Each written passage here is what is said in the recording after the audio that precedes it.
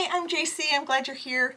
I have a grown child, Alessi, who has just recently moved into their first apartment, and we wanted to make the cats as happy as possible. So I built cat shelves, like a cat playground for the wall. It's got a vertical scratching post, several shelves, a little sling, and I'm going to walk you through how I went about doing that. So before we get started, I just wanted you to see your options here. For all the cuts we're going to make, I'm going to use, this is a chop saw. I'm going to use a chop saw because it's easier, and I have one. So if you don't have one, a skill saw will work, a jigsaw will work, and if you have no power tools, this entire project can be done with just a simple hand saw that you can get at your local hardware store for a couple bucks. It takes more muscle power, but it works. Okay, so for the scratching post wall portion, there's going to be sisal rope wrapped around. This is just an old scrap of cedar I happen to have. So I'm going to glue down the end here and then kind of go over it. This is just a cheap little glue gun. You might have something a little better. If you have some epoxy or something else, it doesn't really matter. I just like to tack down the end of the rope and then kind of go back over it. So I sort of just embed that in like so and let it sit, and then kind of pull this up here. We'll start at the top and then we'll just wind. You do not have to glue the whole thing. If you wind really tightly, then you're fine, but this is just going to be the first piece to kind of keep this where I want it. Once that's down, then you're basically just going to very tightly just start winding. So you just pull tight and spin, basically, and just do it all. So we're just one after another. Okay, so here's where we ended up. We ended up with somewhere around 34 inches it's 18 inches long, and I did that on purpose because I want to be able to sink this into the studs, and studs are 16 inches apart.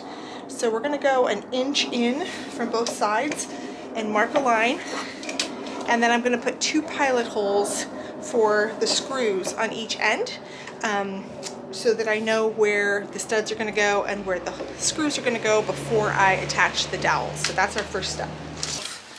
24 inches of 1-inch dowel, and then you're going to cut it into 2 12-inch pieces. So,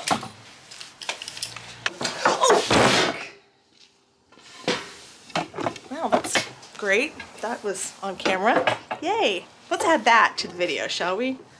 All right, we're gonna pick this back up again. Here we go.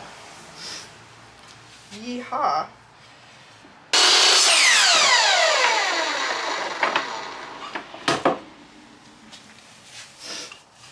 And then I use this one to measure this one. I just basically need them the same length. It doesn't really matter if they're both exactly. There we go. Only one crash. Woohoo! Okay, I decided to just put a quick coat of just spray paint on this. I happened to paint it brown because that's what I had. I had a bunch of other old marks from previous projects. It's an old piece of scrap, so I decided to paint it. You can paint it if you wish, and if you like it the way it is, then just leave it. It's totally fine.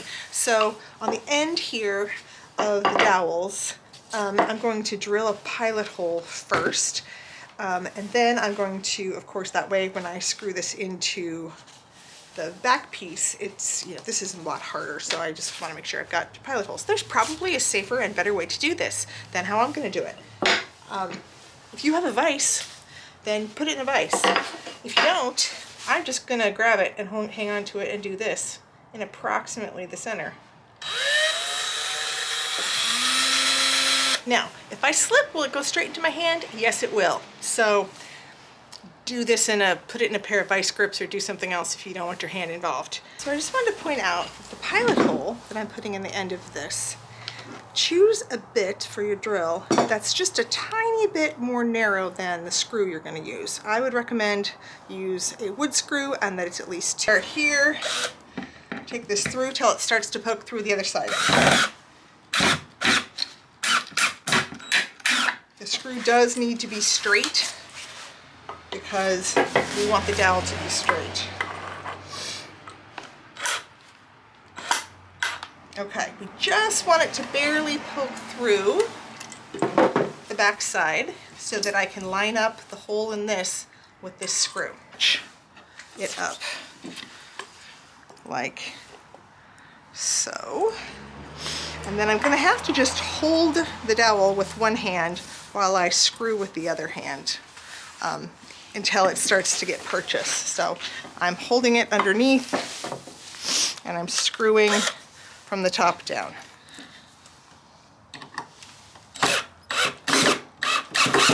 And as you can see, it's got purchase now, so now I don't have to hang on to this very carefully until I get to the end. In fact, I might go sideways here, because that way I can really press. Okay, we're going to line up that little nubbin with the dowel. Just hold it with one hand.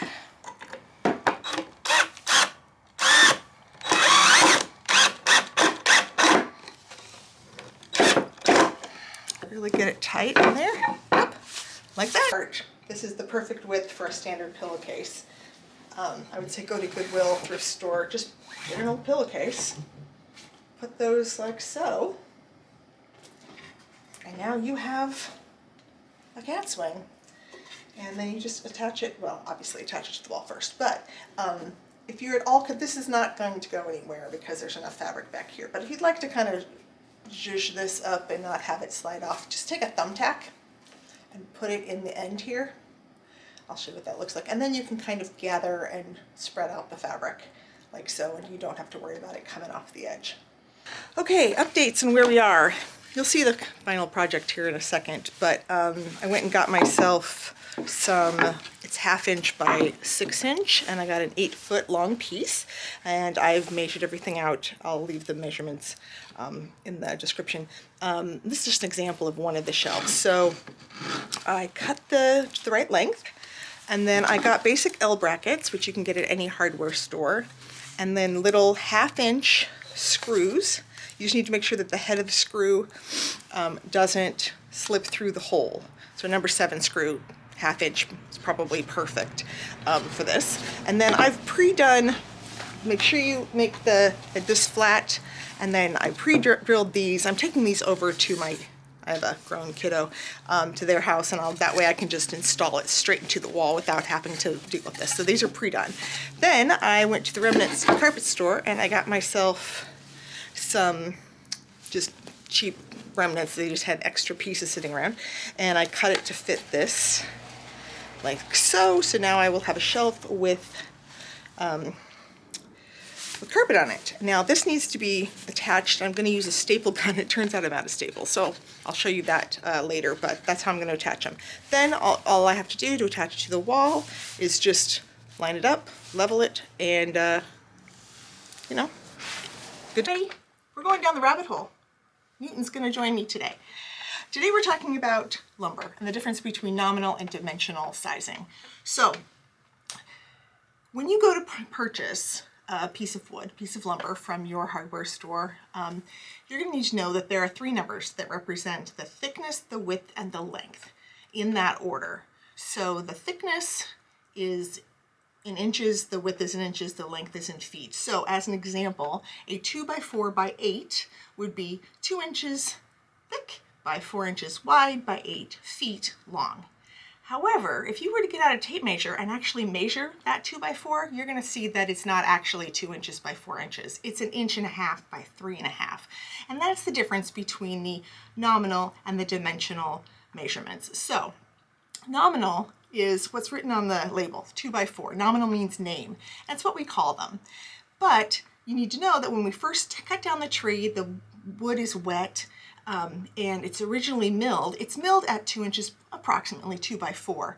And then the wood shrinks as it dries.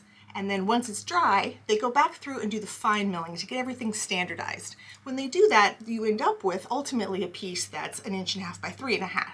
So every piece, if it's marked as a 2x6, a 2x4, a 1x4, you get the idea. There'll be a chart right here next to my head that shows you what the dimensional versus the nominal is. Don't really worry about the dimensions.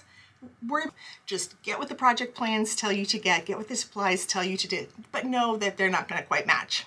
Okay?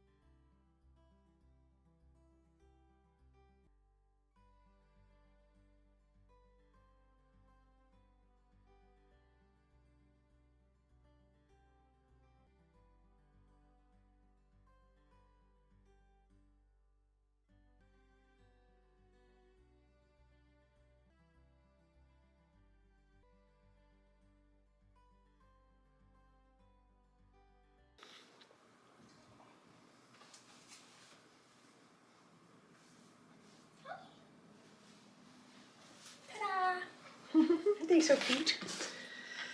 Up we go. I hope that. Oh, he's bold. See, he didn't jump. I'll give you your chair back, little guy. All right, let's give you the chair back and we'll see what he did. And then we splayed out.